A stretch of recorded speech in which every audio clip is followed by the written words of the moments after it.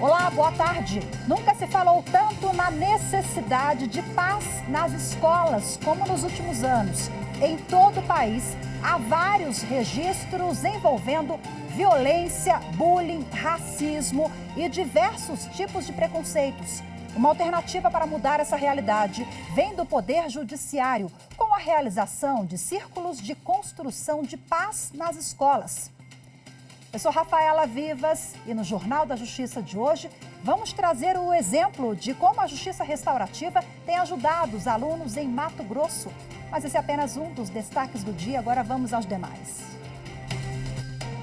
Supremo Tribunal Federal suspende o concurso da Polícia Militar do Rio de Janeiro por limitar a participação de mulheres.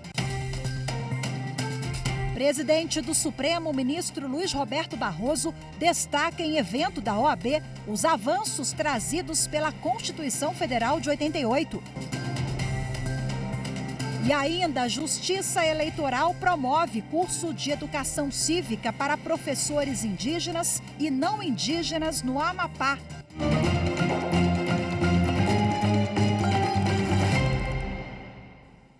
O ministro do Supremo Tribunal Federal, Cristiano Zanin, suspendeu o concurso da Polícia Militar do Rio de Janeiro por limitar a participação de mulheres, o que viola o princípio constitucional da igualdade. Acompanhe agora na reportagem de Carolina Chaves.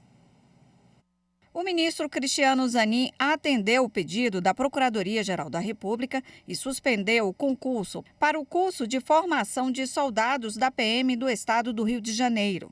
No edital do concurso, publicado em maio deste ano, apenas 10% do total das vagas eram para mulheres.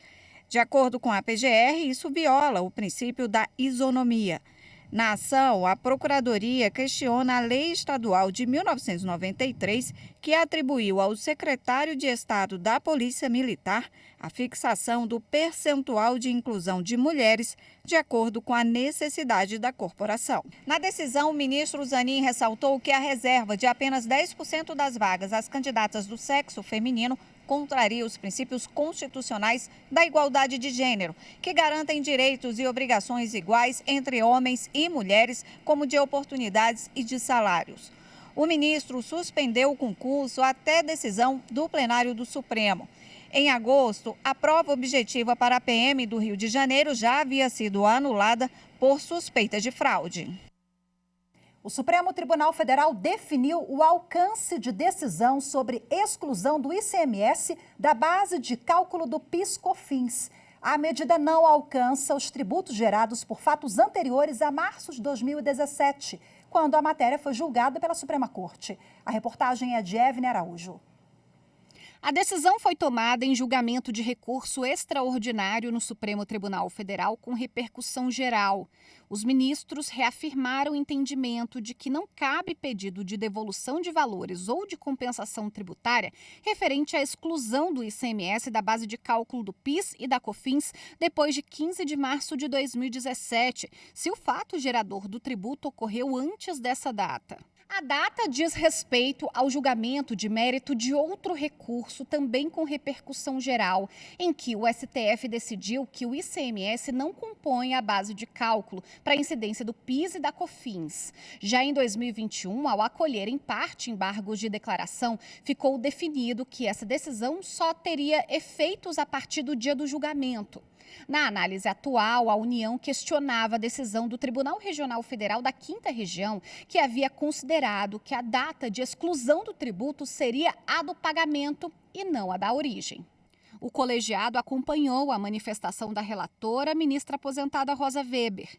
Em relação ao mérito, a ministra explicou que o recurso questiona a aplicação da tese na hipótese de lançamento, recolhimento ou pagamento de PIS/COFINS com o ICMS na base de cálculo após março de 2017, mas relativo a fato gerador anterior. Segundo Rosa Weber, a análise do acórdão do primeiro julgado não deixa dúvidas de que a tese firmada somente produz efeitos a fatos geradores ocorridos depois dessa data, com ressalva das ações judiciais e procedimentos administrativos protocolados até o período. Ela se manifestou pela reafirmação da jurisprudência da Corte e, no caso concreto, pelo provimento do recurso da União. O Tribunal Superior Eleitoral começa a julgar na sessão plenária de hoje à noite mais 3 ações de investigação judicial eleitoral contra o ex-presidente da República, Jair Bolsonaro. Ele é acusado de abuso de poder político e uso de bens públicos durante a campanha eleitoral do ano passado, nos eventos realizados em 7 de setembro, em comemoração ao bicentenário da independência do Brasil.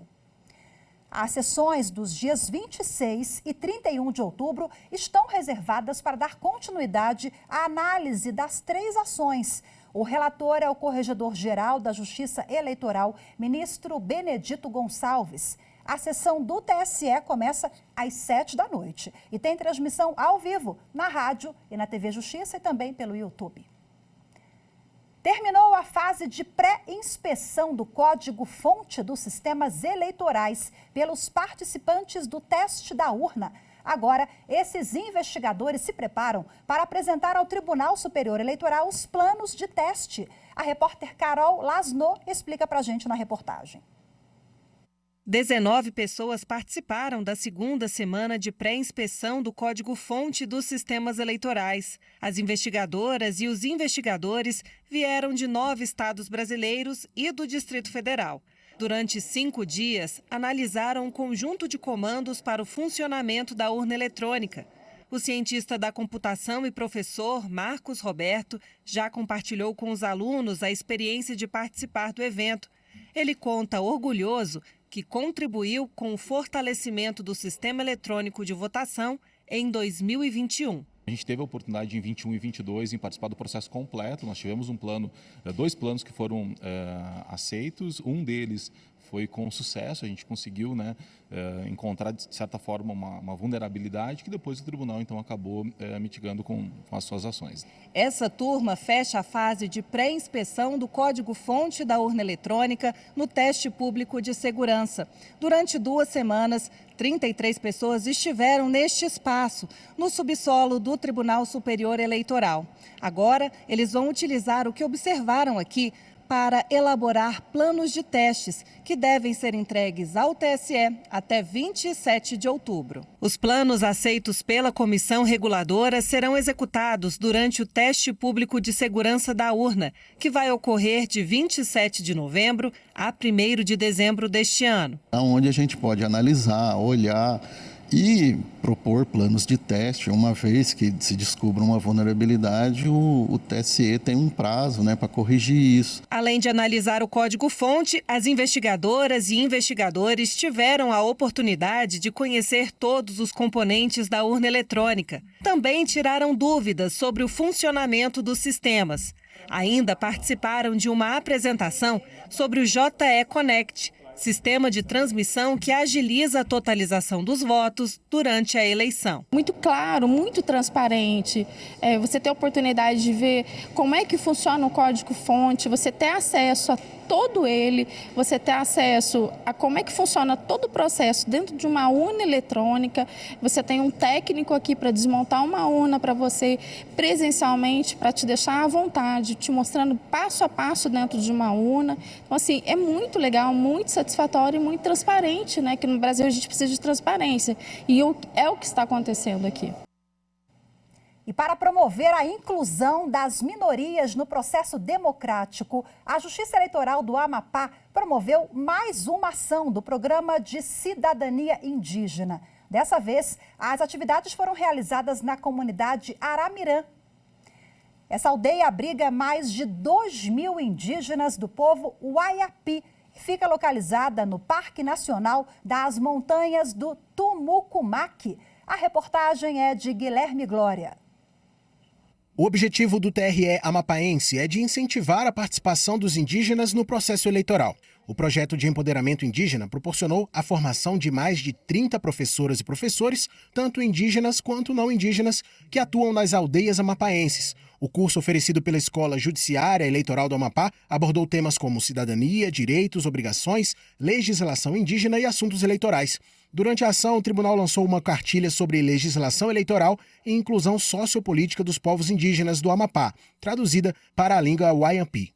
Como parte do projeto, o TRE-AP também realizou 2 sessões itinerantes de julgamentos na aldeia. Também promoveu uma audiência pública em que os indígenas tiveram a oportunidade de apresentar seus problemas às autoridades. A seguir, 35 anos da Constituição Federal. O presidente do Supremo Tribunal Federal, ministro Luiz Roberto Barroso, destaca os avanços trazidos pela Carta Magna. Os detalhes em instantes, voltamos já.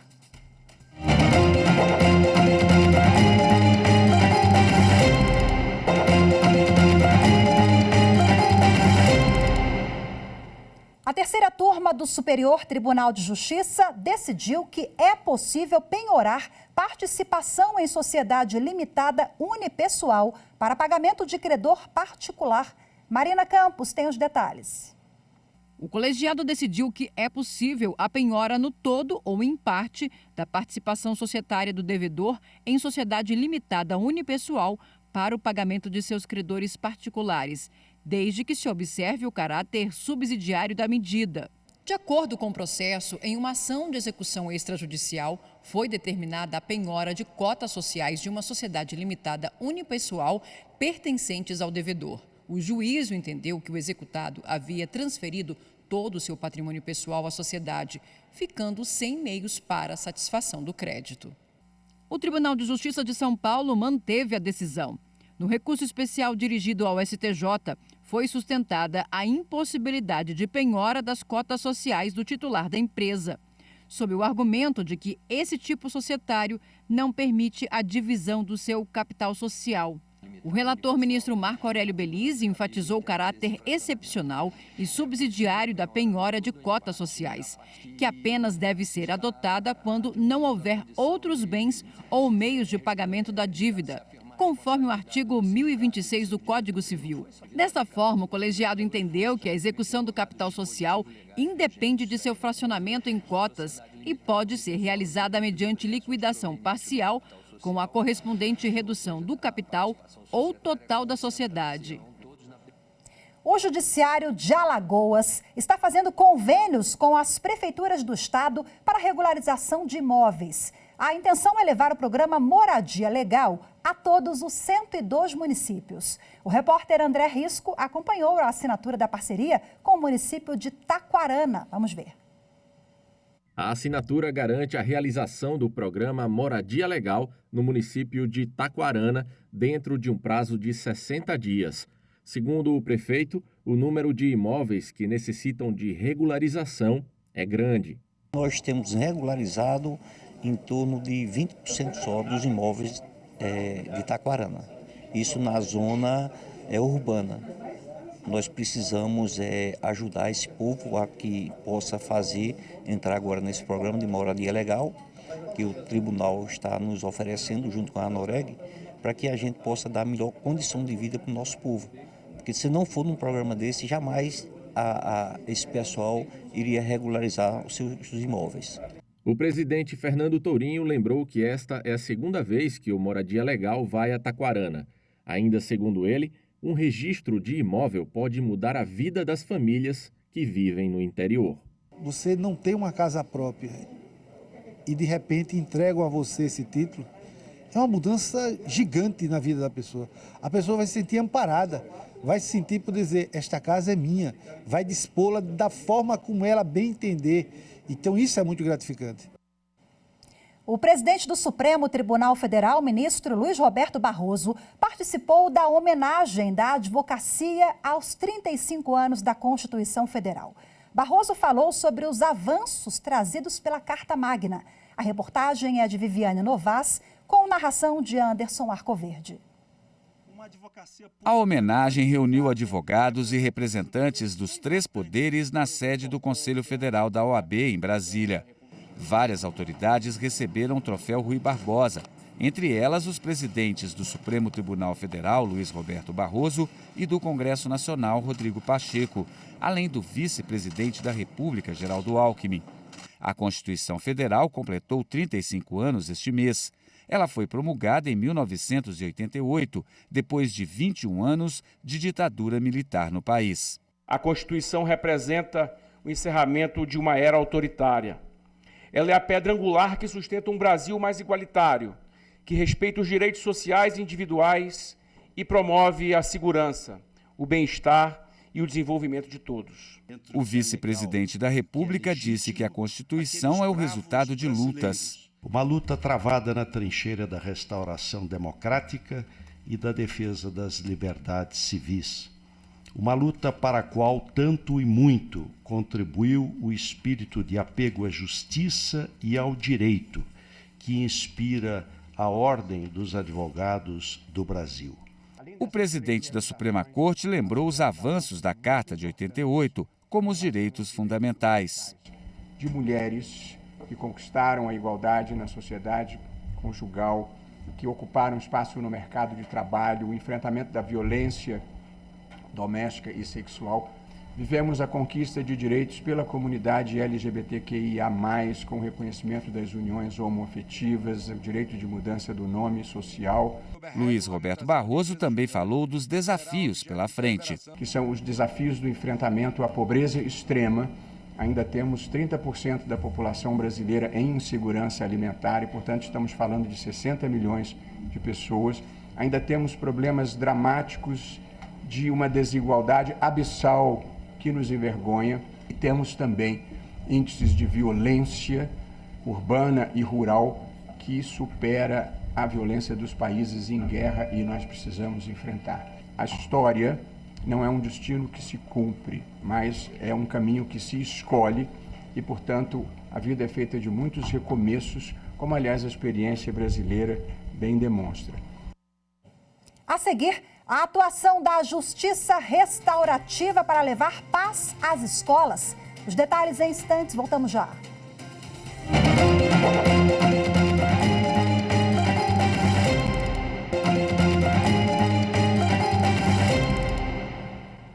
A Polícia Civil prendeu 3 suspeitos do assassinato do juiz Paulo Torres, do Tribunal de Justiça de Pernambuco. Eles foram detidos na madrugada desta terça-feira em uma casa que fica na região metropolitana do Recife. Os policiais também apreenderam um carro que teria sido usado no crime. O veículo foi enviado para o Departamento de Homicídios e Proteção à Pessoa para ser periciado. O juiz Paulo Torres foi assassinado com vários tiros na semana passada, quando chegava em casa em Jaboatão dos Guararapes, no Grande Recife. Paulo Torres, de 69 anos de idade, trabalhou como juiz durante 34 anos. Ele chegou a desembargador substituto do Tribunal de Justiça de Pernambuco. Atuava na primeira instância, na 21ª Vara Cível da Comarca do Recife. A polícia não divulgou os nomes dos presos que vão passar por audiência de custódia.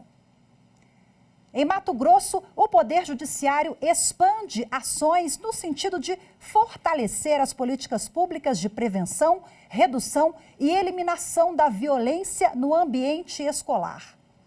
Em Rondonópolis, está sendo executado o programa de círculos de construção de paz nas escolas. A reportagem é de Cristina Azevedo. A política de pacificação social com ênfase no ambiente escolar tem sido expandida pelo Judiciário para todo o estado. Em Rondonópolis, durante uma semana foram realizados mais de 70 círculos de construção de paz em 21 escolas da rede estadual, com a participação de mais de 5.000 alunos. A Escola Estadual São José Operário foi uma delas. É o momento que eles têm para eles, onde eles são ouvidos, apresentam os seus conflitos e com isso, nós, consequentemente, a gente vai ter menos problemas disciplinares, eles vão se sentir mais interessados em estar na escola, vai diminuir a evasão escolar. A estratégia é desenvolvida pelo Núcleo Gestor da Justiça Restaurativa, NUGJUR, do Tribunal de Justiça de Mato Grosso. Temas como bullying, respeito, tolerância e empatia estão sendo trabalhados por facilitadores de círculos de construção de paz, com o objetivo de pacificar as relações no ambiente escolar. Essa troca que existe, né? E eu diria que a escuta, com certeza, é o principal fator, né? O que a gente aplica aqui, com certeza isso é o que tem mais poder de curar, de transformar, né? De restaurar. A Diretoria Regional de Educação de Rondonópolis é responsável pela orientação pedagógica de 67 escolas estaduais e mais de 40 mil alunos, distribuídos em 14 municípios do Polo. Sozinho, o município de Rondonópolis reúne 30 escolas e mais de 23 mil alunos. Esse movimento vem aumentando no sentido de provocar que a escola seja um ambiente mais harmônico. Então, a gente pode perceber que existe uma preocupação maior com isso e também o fato de tantos profissionais se disponibilizarem a passarem pela formação também nos diz que a preocupação, o empenho, o engajamento dessas unidades em se tornarem unidades escolares mais harmônicas está acontecendo de maneira gradativa. Nós atingimos toda a rede estadual, fechamos a rede estadual hoje já com apoio, é claro, do Nugijur. E ainda sobre o assunto, a repórter Evne Araújo conversou com o juiz Túlio Duailib, que é coordenador do Núcleo Gestor da Justiça Restaurativa do TJ de Mato Grosso. Vamos acompanhar. Como funcionam os círculos da paz na prática aí no Tribunal de Justiça de Mato Grosso? Hoje nós temos um órgão gestor, né, dessa política, que chama o Núcleo Gestor da Justiça Restaurativa. Foi criado em 2017 pelo Tribunal Pleno. E a metodologia utilizada, eleita, né, para trabalhar as práticas restaurativas são os círculos de construção de paz. E a gente tem direcionado nossos esforços, canalizado a nossa energia para fomentar a utilização do círculo de paz no sistema da educação, né? Hoje a gente trabalha a justiça restaurativa com o segmento da educação numa forma de parceria, uma forma de pertencimento da política pública. A gente conversa, dialoga com os sistemas, dizendo que não é uma política de monopólio do Poder Judiciário, mas é uma política pública de responsabilidade de todos, né, de diálogo entre todos. É uma política pública passível de ser realizada em uma articulação institucional, numa cooperação institucional, e é hoje que a gente faz isso. Então, na prática, a gente faz parcerias com as secretarias de educação, seja a nível estadual, seja a nível municipal, desenvolvemos um termo de cooperação técnica com esses atores, né? E aí nós capacitamos, né? Nós formamos, certificamos facilitadores de círculos de construção de paz para que essas políticas então possam ser desenvolvidas no ambiente escolar por aquelas pessoas que têm a responsabilidade de gerir o processo educacional. Então é uma parceria muito interessante.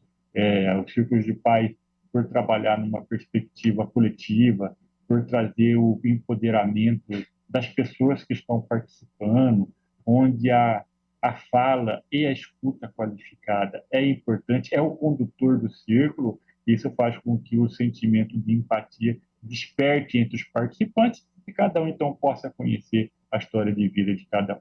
Círculo de paz é isso, é vivência experimentada. Doutor Túlio, nunca se falou tanto sobre paz nas escolas, né? Como a justiça restaurativa tem o poder de mudar a realidade dessa questão da violência no ambiente escolar? A violência, o ambiente escolar, ele é um espaço repleto de conflito, né? O ambiente escolar é um espaço que as pessoas levam o conflito da comunidade, levam o conflito da família, levam diversas naturezas de conflito para dentro daquele ambiente onde as pessoas se encontram, né? Um ambiente coletivo de grande número de pessoas. E aí, em determinado momento, esse conflito ele floresce, né, em alguma situação de relação das escolas, e não quer dizer que aquele conflito seja necessariamente um conflito de natureza ali da escola.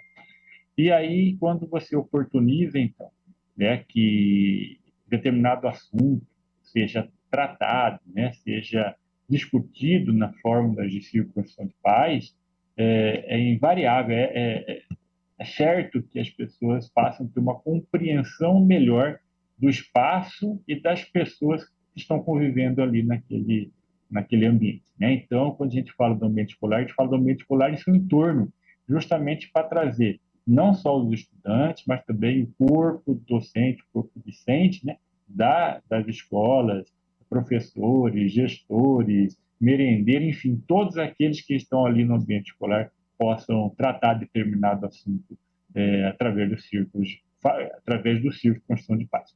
E o mais importante é que o círculo, como ele proporciona isso, ele proporciona esse movimento de empatia, esse movimento de corresponsabilidade de todos que estão passando ali, marcado essencialmente pela confidencialidade, né? Como ele tem essa natureza, é interessante também que ele trate assuntos transversais dentro do sistema da educação. Não, então, por exemplo, hoje nós temos diversos assuntos que incomodam determinado grupo de pessoas que pode ser debatido, que pode ser dialogado, que pode ser discutido no ambiente seguro. O círculo proporciona esse ambiente seguro, onde as pessoas se sentem seguras de falar e também de ser ouvidas. Perfeito, doutor Túlio. Muito obrigada pela participação conosco aqui no Jornal da Justiça. Muito obrigado, né? Agradecemos mais uma vez a disponibilidade do Jornal da Justiça de estar conversando conosco e nós colocamos sempre à disposição, né, para estar conversando, dialogando sobre assuntos relevantes, não só para o sistema de justiça, mas também para a sociedade comum. E muito obrigada a você também que nos acompanhou em mais uma edição do Jornal da Justiça. Voltamos amanhã. Tchau, tchau.